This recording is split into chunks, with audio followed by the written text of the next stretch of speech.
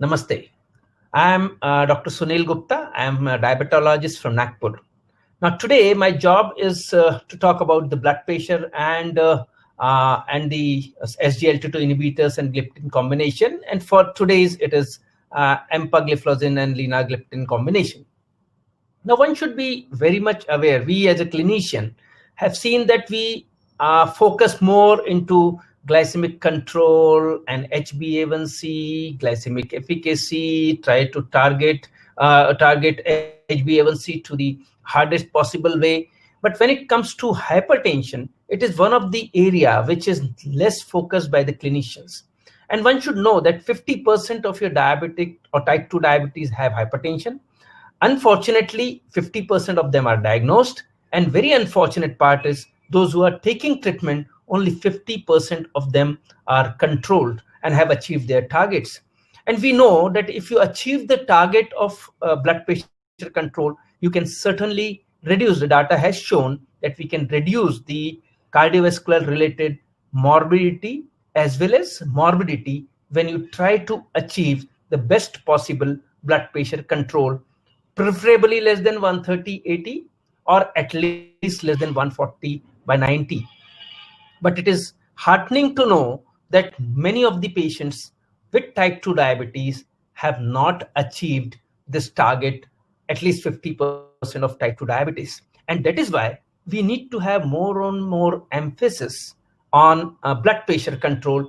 And one should know that it is not only the glycemic control which matters. What matters is blood pressure possibly will have an upper hand to prevent the morbidity and mortality, especially cardiovascular related morbidity and mortality, macrovascular diseases, versus glycemic control. So on this background, if we just go through the EMPA-REG outcome trial, the empagliflozin has demonstrated the reduction in both the systolic blood pressure as well as diastolic blood pressure without increasing the heart rate. And this significant reduction in the office blood pressure in type 2 diabetes with hypertension has been demonstrated to be almost 3.92 millimeter of Hg of systolic and 1.93 millimeter of Hg of the diastolic blood pressure, as well as in 24 hours ambulatory blood pressure monitoring. They have again demonstrated the systolic as well as diastolic blood pressure reduction by almost 3.5 millimeter and 1.4 millimeter respectively. And this reduction in blood pressure is expected to be translated into a better CV related outcomes, and which is being shown in most of the clinical phase 3 clinical trials across the all SGLT2 inhibitors. So when we talk about this CV risk reduction, when we talk about cardiovascular related morbidity and mortality, maybe MACE, maybe cardiovascular death, or maybe the heart failure, or even the renal outcome, it is the blood pressure, which possibly reduction of blood pressure, which helps a lot for these clinical outcomes. Now, there are various mechanisms which have been proposed and hypothesized. It could be the SGLT2 inhibitors related reduction in the blood pressure, which reduction in the osmotic reduction in the weight, which could be a cause of it, which could be giving this blood pressure reduction. It could be also because of the osmotic diuresis, which is being precipitated by SGLT2 inhibitors by reduction in the volume. And it could be improvement in the vascular stiffness, which is secondary to the weight reduction, maybe reduction in the sympathetic overdrive, or the lowering of serum uric acid. So these are few of the mechanisms which might be responsible for reduction in systolic and diastolic blood pressure, as well as 24 hours ambulatory blood pressure monitoring has documented that the reduction is for 24 hours.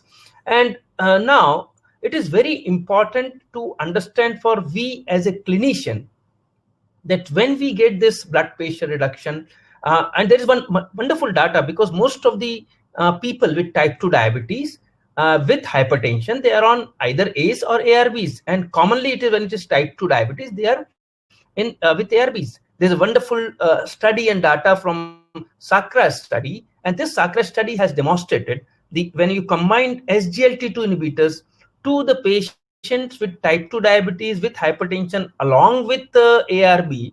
Now this combination of ARB and SGLT2 inhibitors has reported to reduce systolic blood pressure by almost 9.9 millimeter reduction from the baseline.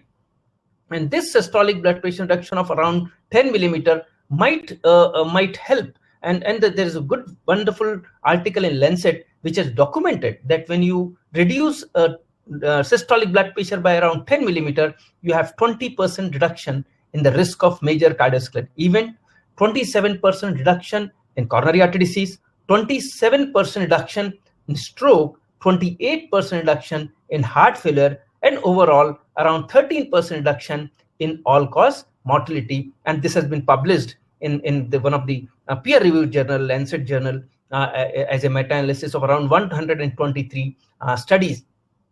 Now, when it comes to Asian population, we are talking about the Indian population. When it comes to Asian population, we know that our people have more prevalence of the morning surge of blood pressure, as well as they are non-dippers, nocturnal non-dippers. So the risk of having higher prevalence of nocturnal non-dippers is more in Asian population, as well as increase in the blood pressure in the morning hours is also seen more commonly in Asian people. We are more salt sensitive people, and that is why possibly the SGLT2 inhibitors will help more to our population versus the Caucasian population. And this combination of possibly the SGLT2 inhibitors, when is given to Asian cohort, possibly this reduction in the systolic blood pressure, which has been documented to be reduced for 24 hours by ambulatory glucose monitoring, will be helpful to our population more. So reduction in the blood pressure, reduction in weight, systolic as well as diastolic, and 24 hours blood pressure reduction through empagliflozin, possibly in combination with linagliptin, has also shown consistent results, and it was maintained for 52 weeks. So almost one year, the systolic blood pressure as well as the weight, which was reduced in the initial stage of starting the therapy, has been shown a maintenance or the sustainability effect of this combination has been documented in the data of clinical research of this combination of EMPA and LINA.